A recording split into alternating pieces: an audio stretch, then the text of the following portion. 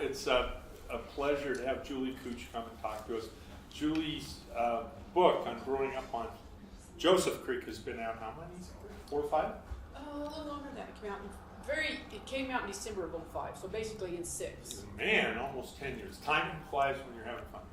And Julie is a retired school teacher, and she now has another life. Well, she's going to the Panama Canal next month, but she has another life, and she's been really involved with a health program in Guatemala, and she just did a really nice program for us at Rotary on that. So if you are interested in Guatemala, she's been down 3 times and is going down a 4th, installing water systems and stoves in Guatemala. All of which she learned about, I'm sure, on Joseph Creek. where there was clean water. Yeah, we didn't have to worry about. You didn't have to worry about clean water down there, no. And probably a lot of different kinds of, and ducket stoves. No, we just had old wood stoves, but O'Neill are the stoves we use in Guatemala. Remember the ducket? Anybody know a ducket stove besides? Yeah. I got one here. Al Duckett made a stove? Didn't have one else. You didn't have one else. Okay. Okay. Well, and Julie has her book here. So after the teaser of her presentation, if anybody wants to read more about it, they can do that. Julie? How long do I have? What I would say is you talk 20 minutes, 30 minutes, and then let people answer questions. Or if you want to let them interrupt during the way, you can do it that way. You need to give me a high side when to start 'Cause winding you can- it down. Okay. We could be here till 5. Oh. Okay. Well, it is a real honor to get to be here because I am passionate about Wallowa County. I'm passionate about Joseph Creek. In fact, I was on my way home from selling. When I refer to the book, this is what the book is going to be. This one, you know.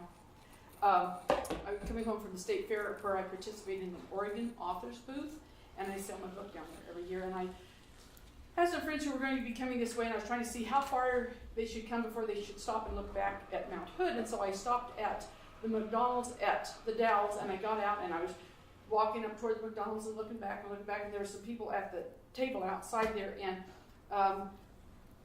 he was a guy that never meets a stranger, just like I'm a person who never meets a stranger. We immediately, he and his wife and I started talking about things, and through the conversation he says, "Do you work for the Chamber of Commerce?" And then as I said, "No, I don't," I said, "No, I don't, but," and we both said, "But you should, but I should," because I'm so passionate about Wallowa County. He could read that immediately.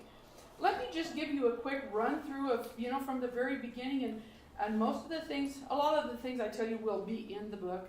Maybe I will add some things that aren't in the book. But my roots go very deep. I have great-grandparents who homesteaded here.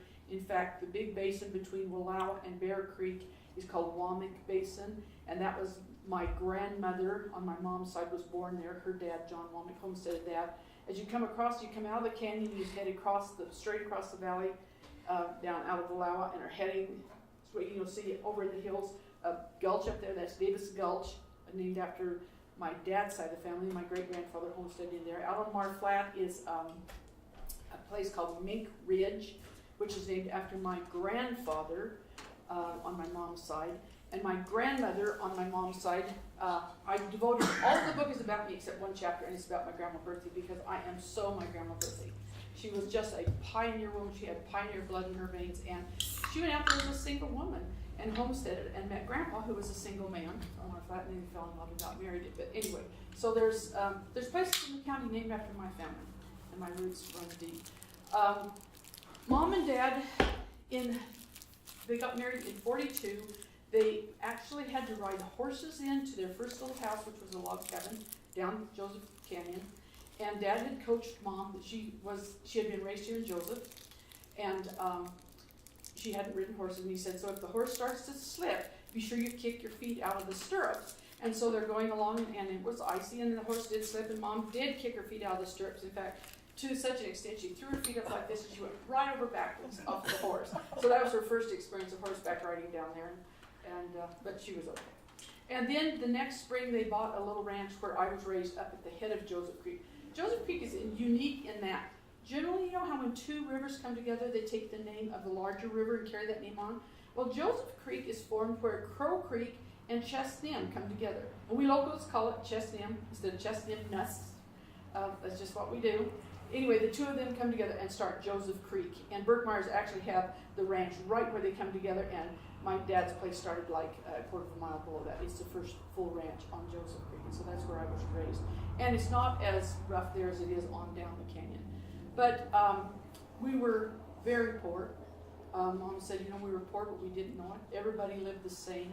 We had some milk cows, slaughtered some pigs, separated the cream from the milk, sent the cream out twice a week on the stage, and fed some bucket calves, raised a few beef cattle for our cash flow to buy the things that we need, like salt and sugar and gasoline to run the tractor and that sort of thing.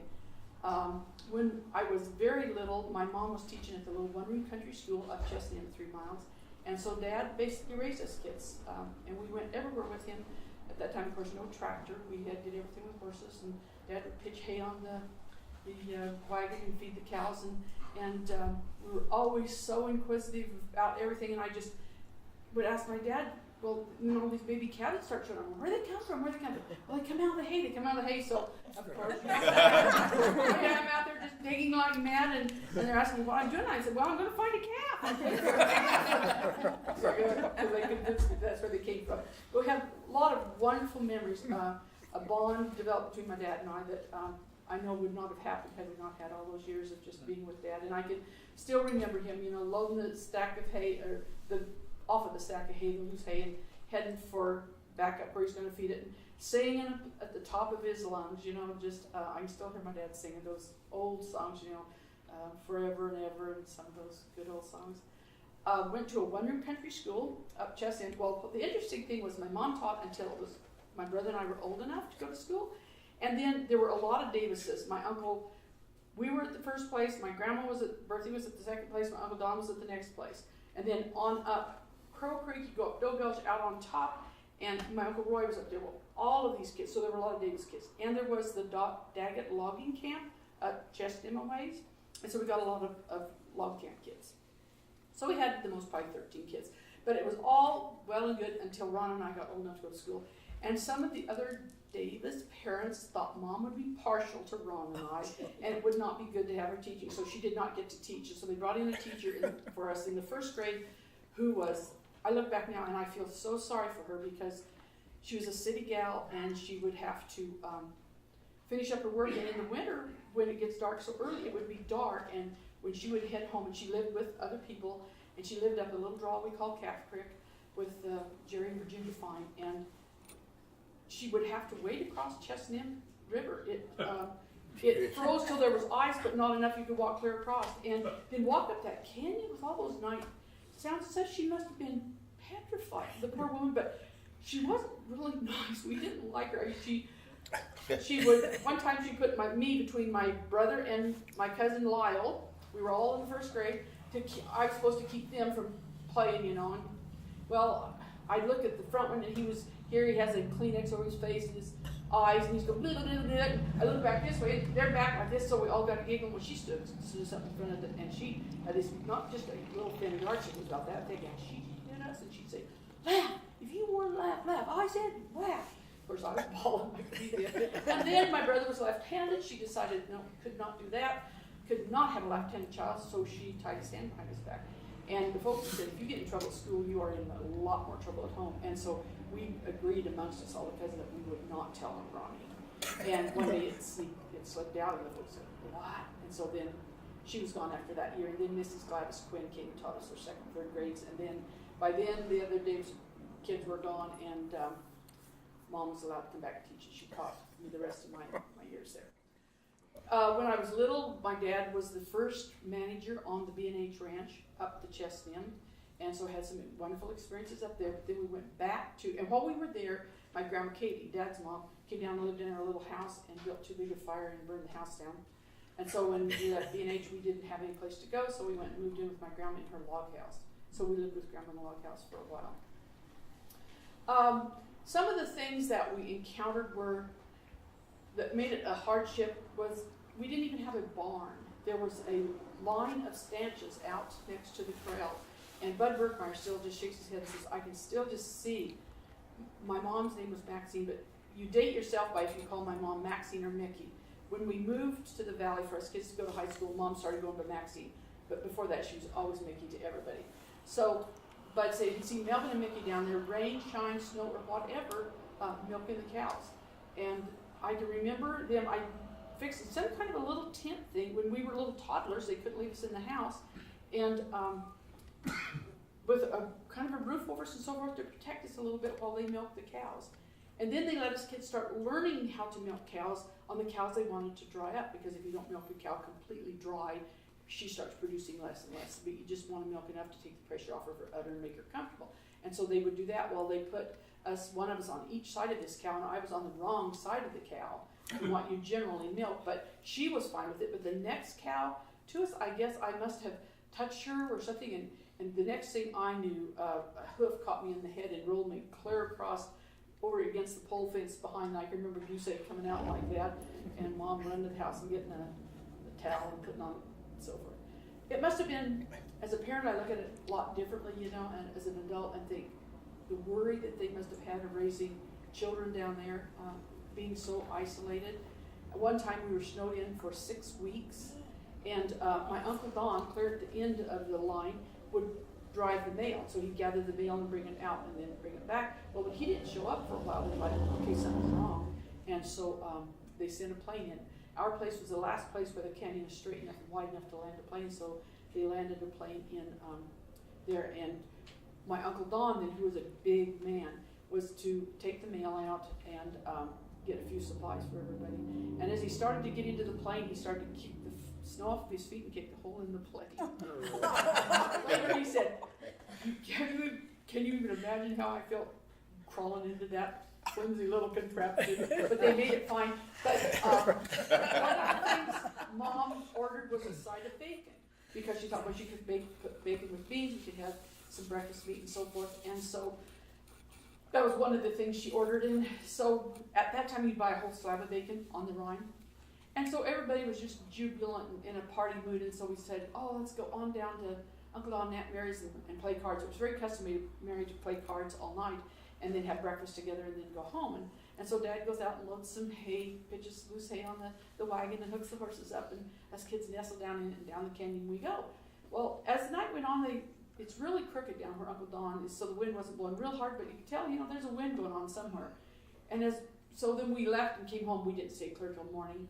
It was in the middle of the night, and as we came up the canyon, the wind just got stronger and stronger and stronger. And when we got up to our place, their yard gates were flopping, and the back screen door was just flopping. We had an ice box, but we didn't, of course, have a refrigerator. Well, at that time of year, it was cold enough that Mom just put bacon out on the back porch. Well, the old sow pig had gotten got clear into the back porch, and she just slicked that bacon. They're just like the run. Absolutely, she slicked that bacon to cleaner you could ever cut it with a knife. And Mom just started crying. Just, you know, there was our meat. But growing up down there was just one incident like that after another. But like I said, you know, we were poor, but we didn't know it. I never went to bed hungry. I always had a roof over my head. We all slept, Mom, Dad, my brother and I, in one little room. It was so cold in the winter. It was old board and batten house. Never had seen any paint. So beautiful barn boards, what you know we seek for now. That's what it's just one story, little shacky house. Mom and Dad would build a fire, and of course have a good fire going in the wood stove. They'd hold blankets up and have us kids stand there and get warm and get the blankets warm, and then they'd have us spin like a cocoon and wrap up in the blankets, and they'd pick us up and carry us into bed, and then put more blankets over us. And our blankets honestly froze to the walls on the back side of the bed. We were warm, but our blankets froze to the walls. But we were warm, you know, and I consider myself very fortunate in the lifestyle of I'm glad I was poor. I'm glad I know what poor is. I have more of an empathy for people who are poor, and an understanding, and good work ethic, you know, on a farm like that. Everybody has a job and everybody has to work. And us kids used to have to get up and milk cows and so forth with Mom and Dad, you know, before we go to school, and do it when we got home, and do all kinds of chores. Later, then, my life slipped by. We moved to the valley for us kids to go to high school, because my dad said, we're not farming the kids out. We're going to take them out, we're going to raise them. So he rented a ranch out here in the valley, and so we farmed it in conjunction with Joseph Creek while we were in there. And then I went to college.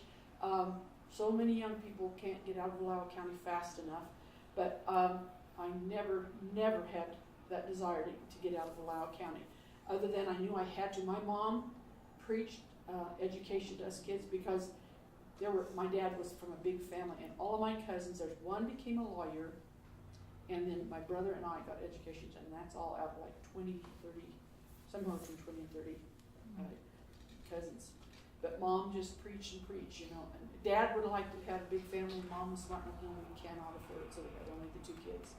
So since this is an adult class, I'll tell you a funny one on my mom. She, in the chieftain then, they would always put out at the end of the year all of the deaths, the births, the weddings, the divorces, all this. And so here comes the births, and on January the 31st, Melvin Maxine Davis are the proud parents of the boy, blah, blah, blah, blah, blah. December 18th, same calendar year. December 18th, Melvin Maxine Davis are the proud parents of the blah, blah, blah. And Mom was just embarrassed. She said, "No, I think we're just like a couple of rabbits." It was nice because we were close in age, and little girls grow faster than little boys do, and I got pictures where I was this much taller than him, and I could just whoop the daylights out of him. Later, I wished I'd been better to him, but for a while I could whoop him. But anyway, those are some of the hardships, and yet the community center was around the school, and we'd have pie socials, we'd have basket socials. We'd put the whole dinner together and sell them off, and we always put on plays, at Christmas and everything. But then later, like I said, we came out to high school. I went away to college, and when I went away to college, I had it well thought out. All along, I thought, I got to do something that I can go back to Wallowa County. Well, there are elementary children everywhere who need taught. So I thought, if I get an education in elementary education, so I can be an elementary teacher, I will be guaranteed I will be able to go back to Wallowa County, and that's exactly what I did.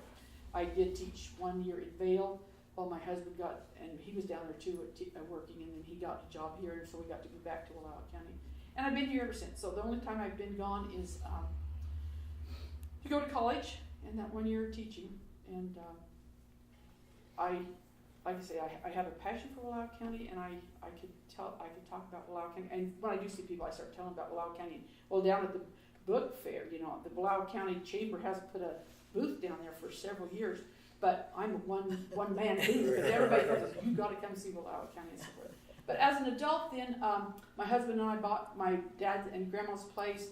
Long story short, bad divorce. He got the place, and I could have let it destroy me, but it's just a thing. I was not going to do that. And the Canyons somehow just keep calling me back, and then I became very good friends of a guy who was a cow boss on the Monument Ranch, and which is clear down the canyon. And in fact, that is Bud Berkmeyer used to own that. His granddad, Alvin McFetridge, put 6 homesteads together. And the last half of the book is a lot about the Monument Ranch, the development of it, and the things we did there. Those homesteads down in the canyon are not 160 squares. Some of them are 139.8, 142.7, but they would homestead wherever they could find a flat place big enough to raise enough hay for a milk cow and build a little cabin. And then you might go on down the canyon 3-5 miles before you do another one. But anyway, he put together 6 of these. And then the people that homesteaded had the grazing rights on the government land around those. And so he put together, Alvin McFetridge put together those, and there's a lot of interesting information of what it took him to do that. And then the ranch changed hands. Bud Berkmeyer had it for years when I was a little girl. In fact, Ron and I, when we were in grade school, bought 2 horses from Bud, and I had a little 2-year-old filly, and Ron got a little 3-year-old gelding, and we first horses we broke. I think I was in the 6th grade or something like that.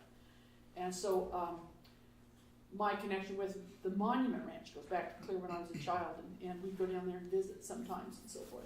And then as an adult, like I said, after my divorce and so forth, I became friends with this guy who was a cow boss down there, and so then I spent 8 years, wonderful years down there, and thrills and chills and spills and horse wrecks and things that you couldn't believe. And so the second half of the book is on that. And then Lee got hurt really bad, and then he eventually passed away.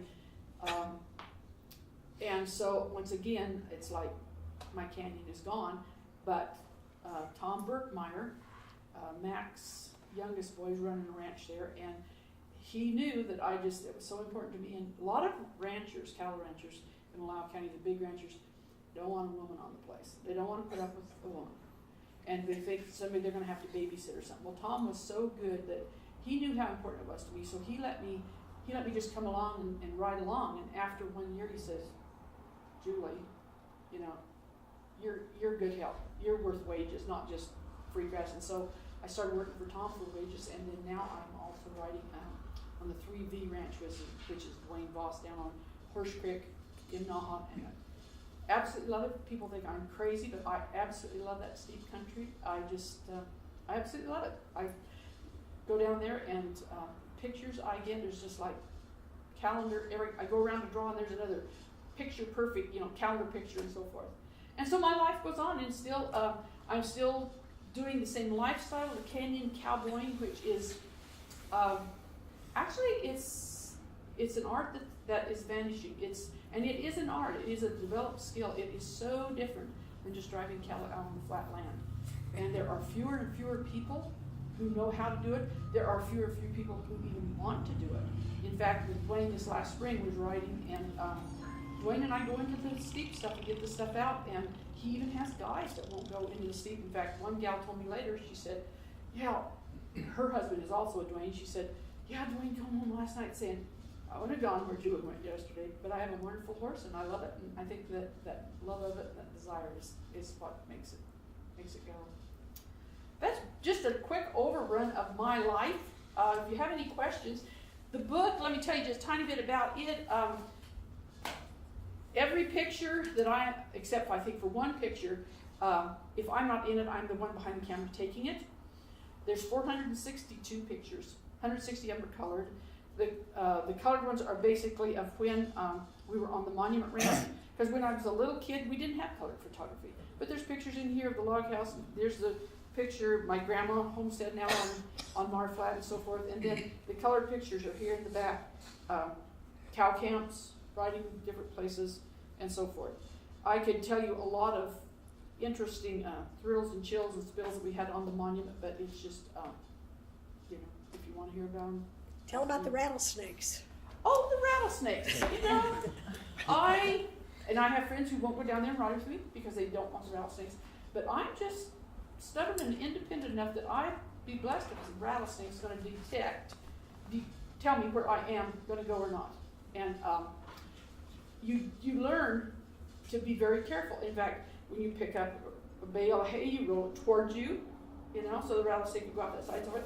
And I laugh at myself because when I was on the Monument Ranch and I still had my place out here, and I would find myself out here in the valley doing it the rattlesnake style, But one time we killed a rattlesnake and we just absolutely pulverized his head, put him in a coffee can, and we were going to go to town, so we stopped somewhere for some reason at Burt Myers, and just McInberry and Tommy and them were all out there, and just for fun, Lee said, oh, look at the snake we killed, and I couldn't believe that thing had been like 2 or 3 hours, and it had no head left. I swear, it had no head left. But it oozed up out of that McInberry, just put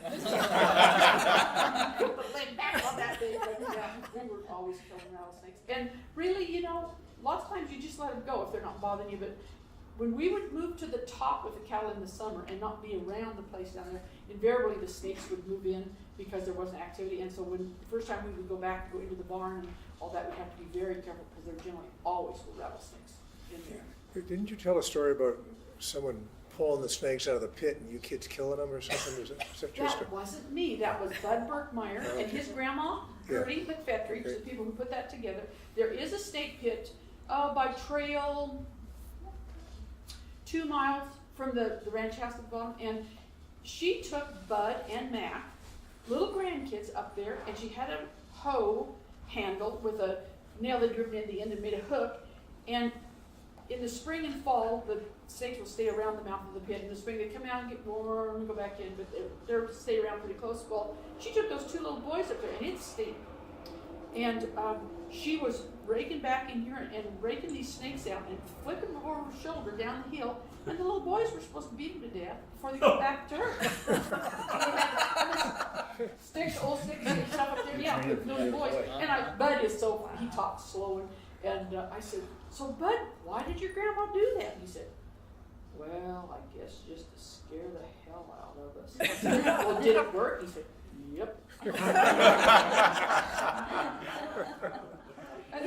Is that the family that had the cave and she raised 12 kids in the cave during the winter or something like that? There is a cave on down Joseph Creek that, hi Judy, I didn't see you speak yet, that young Chief Joseph was born in. And I've got pictures of it in there now. It is so overgrown with blackberry bushes and stuff, you can't hardly even see it was there. And the people who own the property won't let you there. When we used to go down there all the time, Tibbetts owned it. It's too bad it wasn't set aside as, you know, the tribe didn't set it aside before people who got it now. I don't know what it would take to get it done, but it would have been nice to have it as a kind of a monument thing. Rich? Julian, there's a Bly Edgman ranch, and one of the Blys wrote a book. I have it.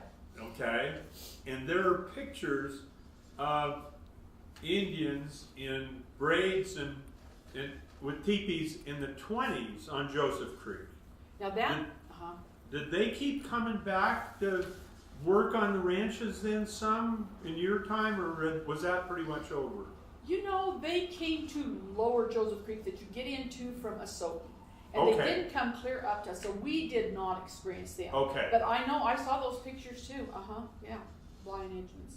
And the Indians, you know, I don't know, did you have a book? Did you Yeah. I read it a long time ago, but I don't remember what he said about that, if they were coming to work or if they were just allowed to come back and fish, I don't know. Well, no, they worked there, and there were pictures of their braids. They got chaps on. Oh, yeah. They're dressed, you know. Yeah. And then I guess one of the, I can't remember whether Edgemond or Bly, one of them actually learned. They Yes. said learned some of the Nez Perce songs and some of the language. But they had their teepees down there. They're also from, you go out to on the North Highway to the Joseph Canyon overlook, Right. which is, when they redid it, they did a beautiful job. And there's a lot of information there about the Native American story. They did a beautiful job of doing that. And they tell about, there's a cave, when you look down in there, you're looking on what we call the Wilder Place, one of those homesteads. In fact, I have a picture of the book from right there at the viewpoint, looking down at the Wilder Place. But as you look down on that viewpoint, off to your left around is a big cave. A cave that the Indians stashed some dry blankets, dried food, and so forth. And in 1877, when they collected them up and ran them out of here, they knew they wouldn't get all the young bucks, that some of them would sneak off. And so to make it difficult for those young bucks to stay here, I don't know how they got wind of it, but the military got wind of that, and so they went into that cave and destroyed all of their bedding and all their foods and their provisions, just to make it hard on them. Try to, you know. So then there's also a big petrified rock up out on what we call Table Mountain. It's down over out on a point. It's not clear on the top. If you know where to look for it, you can see it from the viewpoint, but it's pretty hard to see if you don't know what you're looking for. But it is probably as high as almost as high as these highest timbers up here, and there's a kind of a crevice up it, and there used to be an old pole ladder. Bud Berkmeyer and the guys would go up it, and then there's a can on the top with names of people that have climbed to the top. Well, I was hunting one year with this cow boss, and I said, you know, I had a big old hunting boots. I wasn't prepared for climbing, but I said, you know, I remember me being younger than I am today. I want to climb that rock today. Well, the ladder's completely shot, so I just went up the crevice, which put my back against me, you know, forgetting it's a lot easier to go up than it is to come down. And get to the top, and you have to go around a little ledge and on. So I get up there, and I left the camera with Lee so he could take pictures of me up there and all this stuff. And I was up there for a while, and he hollers up and says, I did find a can. I said, oh yeah, here is the can with names in it. So he hollers and says, did you put my name in it? Big smart mouth I am. I said, are you up here? So I'm just having a good time. Pretty quick I start to get down, and I cannot back around that ledge and get down. And I tried, and finally I said, Lee, I can't get down. But there is a rock up here. If you throw me up your lariat, I'll put a loop around that, and then I can let myself down. It was quiet for a little while, and he says, Then how are you going to get my rope down? I said, I don't know. And he said, well, I'm not leaving my rope here. About that time, we looked down, and here came some hunters that he had met in a hunting camp a few days before. And one of those guys luckily had a rope, so we tied the two together and made a loop around her. I'd still be up there. Cowboys love their hats and their ropes. That's the two most important things to their hats and their ropes. So anyway, I got off of the rock. Anybody have any other questions? Well, Yeah. can you talk about some of the original homesteaders? I've hiked down to the Wilder place and also the Vodder place off the highway. Okay. And when did they stop being down there? Were they there when you were there? There are some interesting stories about them. Old Mr. Wilder was a professor from clear back east, and nobody knows exactly why he came out here, but he came out and he went down and he homesteaded down there. And he planned to live there till he died. And so he started building this big pier of all of this burnable stuff. And Wendy Burley lived the next place down, and he said, when I die, I want you to throw me on there and burn me up. And everybody else went, no. Well, when Burley said, by God, if he wants to burn, I'll burn him. And then old man Wilder would, Bud Berkmeyer witnessed this. He would sit there, he'd make biscuits, and he didn't trim his fingernails. He'd make biscuits, and he'd get dough under fingers, but then he'd sit at the table, and he'd be real still, and doggone mice would crawl up the table leg, crawl on the table, and eat the dough out from under his fingers. Oh my God. So then, Alvin Spector's was able to buy, up on top of Cougar Creek is the Larson place, old Swede Larson. He worked for my dad. He was an old man when we were at B&H. Dad hired him on as just kind of a chore boy. They say, the best judgment of character are dogs and children. And I tell you, I love that old man. But he's the old man who had homesteaded up on that Cougar bench. And the only way you could get in there, you couldn't even get in with a wagon. Everything had to be packed in on pack animals. That's one of the homesteads, and then there's the Cousins homestead down on the bottom, and on down. Tibbetts homesteaded some. The Tibbett place, which later became the Bunny House, a lady was able to buy that for taxes. And there's a lot of interesting history. And I went to the courthouse and I researched every one of those from the time they were homesteaded to who bought them, and there's a lot of interesting stuff going on. But anyway, Mr. McFetridge put all of that together. And he got all of it except the the Vodder place, and it's right at the mouth of Swamp Creek. But he had the Wilder place on down, and he ran all sheep down there then. And I have to laugh everywhere in this deep country. You know how the sheepmen and the cattlemen, there were all those wars. Little did the sheep man know that he was opening up this country for cattle. Because if the sheep hadn't got on that steep country, you look at those hills and they just look honeycombed, the sheep made those trails, and then the cattle went on. If they had not been sheep, their cattle would have never started grazing those hills. But now the cattle grazing make the trails even bigger and nicer. But the sheep man opened it up for the cattlemen and Judge Tip and all that. They were sheepmen to begin with. But anyway, so Alvin would go clear to the Wilder place and run his sheep and so forth. And he wanted that Vodder place so bad. Well, one day Alvin is working there at the home place, the Townley place, and Mr. Vodder, Clayton Vodder, come riding up the trail, and apparently he didn't see what happened. His dog ran ahead, and he ran right up to Alvin McFetridge, hiked his leg and peed on it.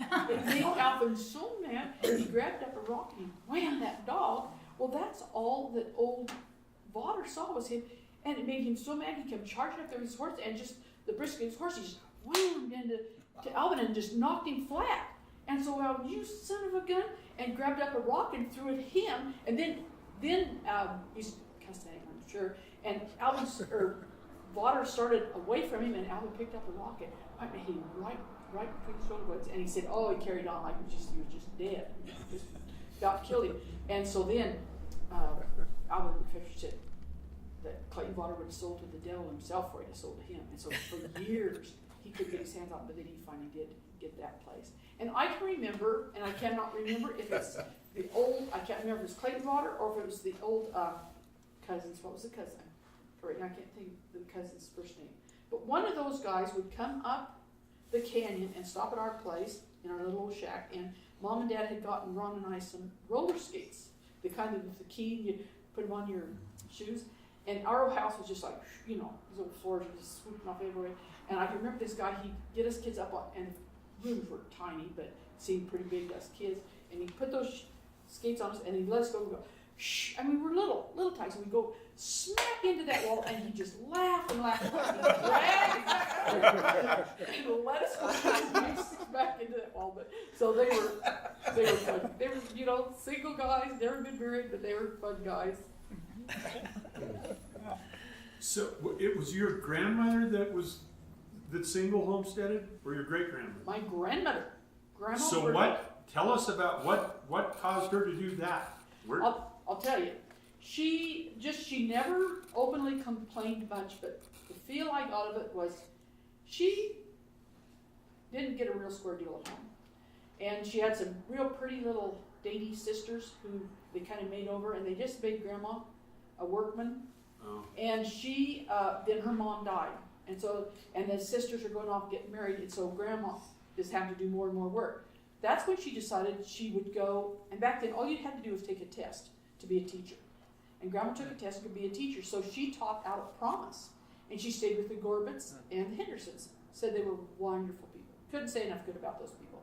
And then she'd ride back and help Grandpa. And then she finally, decided, if I'm going to do all this work, I'm going to do it for myself. So then she went out to Marflat. And while she was there, and I have her little ledger, while she was out there, not only did she homestead, she ran the mail route. Horseback with a pack horse, and she'd buy supplies for the people, and I have a little ledger where she bought 5 pounds of coffee for somebody and 10 pounds of sugar and so forth from Marflat back to here, and then she'd stay overnight, and then she'd go back the next day. But she then once rode from Malawa before she left and started doing this. She rode from Malawa to Copen one day. I mean, you have some really fast walking horses. You can go 50, 60 miles a day a long day, but you can do it. You run some, you walk some, you trot some. So she carried the mail route from out there too. But she's the grandma that, it's funny how traits seem to jump generations sometimes, because she and Grandpa got married, and then out there, the homesteading thing was such a farce, because they should have had at least 10 different types of ground. You could have 160 acres out in that dry rocky hills, or you could have 160 acres in the lush valley. There's no way you can make a living 160 acres out there. And so they just went broke. Well, Grandma and Grandpa sold off to some other people, and they moved back to town, and Grandpa started working for the railroad. So Mom was raised here in Joseph. They lived out there until Mom was born, but then they moved into Joseph. But anyway, then my mom had absolutely no pioneer blood in her veins, no adventuresomeness, nothing. But then I am just so my grandma. So yeah, she loved horses, and she loved her flowers, and she loved the ranch work. And that's when I was a little kid. My mom, I'm thankful she did. She made me learn how to, bake bread and all these things. But I would get in and do all these domestic duties just so I could get outside to be my daddy's shadow. I just followed him everywhere. And even today, sometimes I'll do something and I'll think, how did I know how to do that? And I know it's just way back in my mind of something I watched my dad do when I was a little girl. And it's just stuck there and it didn't surface when I needed it. But we had to create our own fun, of course, no TV. We read lots of books, and Mom and Dad, we played games, card games. We kids learned how to play canasta and peanut and everything when we were just, first, second grade. And then in the summer, I remember one summer we decided we were going to make a raft. And so we went and cut all of these logs and put them together as a raft. Well, we weren't smart enough to realize that they weren't really dry. They were pretty wet and heavy. But Dad was good, and he said he'd pull it up to under that big chestnut bridge. There was a hole in it, and help us dump it in the river. Well, actually, our air turned out to be really fun, because this old raft was probably 8 feet by 8 feet, and it would just barely float. But if we get on one side of it, it'd stand almost on end, and we scramble up it, and then it'd go, whoa. And then we do that hour after hour. Kids learned how to create your own fun. We didn't have anybody to entertain us, but we had a lot of fun doing that. I remember once coming home from school, and Mom, we took our swimsuits to school with us, and it was late in the fall, but it was really warm, and we went swimming and after school, and finally after dark, I can remember the big moon coming up and everything. Dad finally drives up there to see what we're doing, and we're having so much fun playing and swimming that we didn't even come home for supper. There's lots of interesting things to do out there. When you was a kid and playing in all that area, did you find any artifacts? Do you know what? I am blind to artifacts. I've never found an arrowhead in my life. I could be right there in the mouth of Sumac. There was a big Indian encampment there, and Uncle Don would work that field and so forth. And I'd be walking out through there with my cousins, and they found arrowheads and stuff all the time. She'd be walking, I cannot find them. I've never found one in my life. But they, other people did, lots of them. Yeah.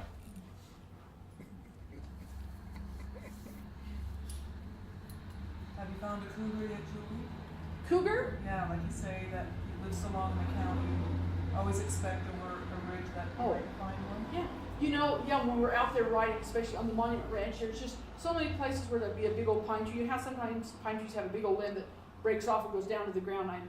And when you're driving a bunch of cattle, you aren't going to see wildlife because there's too much noise. But when you're just riding from point A to B, quietly riding along, I kept thinking, I ought to see a cougar, and never once did I see a cougar.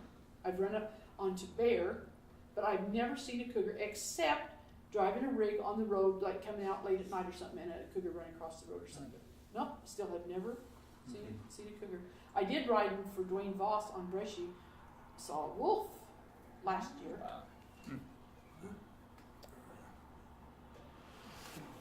What about fish? I think I remember a story of someone pitchforking the salmon out or seal. Is that your? My grandma Murphy. Yeah, right. Yeah, we'd have to cross Sumac, and right where the water comes out, right at the mouth of Sumac, it just pans out to the water's really shallow, and we'd have to cross that and then go over onto the hill to bring in the milk cows, and sometimes we'd start across there, and here would be a salmon. Plug your ears, Jim. There'd be a salmon going through, and half out of the water, just going like that, and Grandma would say, "Run to the barn, kids, get the pitchfork, get the pitchfork." We'd run to the barn, get the pitchfork, we'd pitch out the fish and stuff. Fish to eat. Yeah, we did.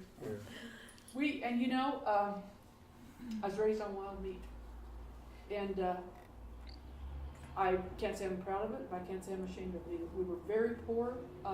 We never wasted a thing. Dad killed for us to have something to eat. I remember one winter we had run out of meat to the point we hadn't had enough protein. We were not feeling well, and Mom said, "No, you've got to get us some meat." And so Dad would kill a deer, so yeah, I was raised on illegal meat, fish, deer. Yeah. In fact, there's a story in the book of they had not had any doe hunts because they were trying to build up the herds of deer out in the hills, and my brother-in-law was the one to always say the wrong thing, and my mom's uncle had come from Portland, and Dad took him hunting, and there's a picture in there of this buck that looks like a small elk, huge, bigger body than anything you see now, but ran out, and they hung it in the willow tree right in front of the house, and Ron went out and saw it, came running back in and just screamed at me, "Oh, sissy, come quick, come quick. Daddy finally got one with horns."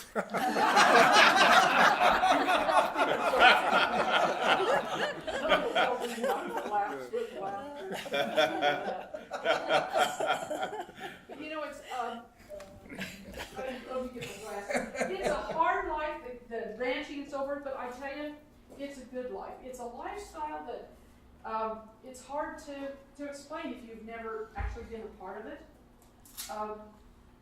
The conclusion of my book kind of sums up my love for the country and for all of that. And I'm so thankful that I'm still involved in it, still riding for Dwayne and Tom. Let me read this to you, the conclusion. In looking back over the years, I have many memories. There were those times riding down a windswept ridge in a snowstorm when it seemed we would be blown off of our horses, when we were almost too cold to care. There were those days when we would once again say, "This has to be the most beautiful day I've ever seen." There were the struggles of assisting in the birth of or bringing in a chilled-down calf, of trying to push cattle when they refused to move, the lazy lunches by a cool stream as the horses grazed in grass up to their knees, the ecstasy of glassing the brakes and spotting that herd of elk bedded down on a south bench, or an eagle lazily soaring in the updraft silhouetted against the royal blue sky. Having spent those years on the Monument Ranch, I again developed a real attachment to the ranch and the canyon. Through riding for cattle, I came to know every canyon, ridge, and draw as well as I knew the back of my hand. Did the good balance the bad? No, it far outweighed it. We were rich beyond anything that money could buy. No wonder we frequently found ourselves saying, "I wonder what the poor folks are doing." You see, working the Monument Ranch was not a job, it was a way of life. The Monument Ranch was what Wallowa County used to be. And it was because we still did things, you know, the old style way we fed all the cattle with teams and so forth. And so I got to keep that style of life, you know, till not so very long ago. There are still some remote places. Wallowa, or down on Joseph Creek is probably the most remote place in Wallowa County. You think, oh well, the Snake River, but you know, if you're on the Snake River, there's that boat traffic, and there's always, you know, you could hail somebody down. But when you're down there, if something goes wrong, you are on your own, you know. And now Lathrops have the ranch up the canyon from the Monument Ranch, but it's a long ways, you know, a long ways up there. How many people were in your school? In this? Well, I think the most there ever were when I was there in first grade, maybe we had 13 or so, something like that. And then we lost the Daggett logging camp, and it really dwindled. And so the last couple of years, there were 3 of us. My brother and I and one other little girl. Her dad was on the lookout up at Red Hill, and then they would come down lived in the Hinton house there at where the old Daggett logging camp used to be.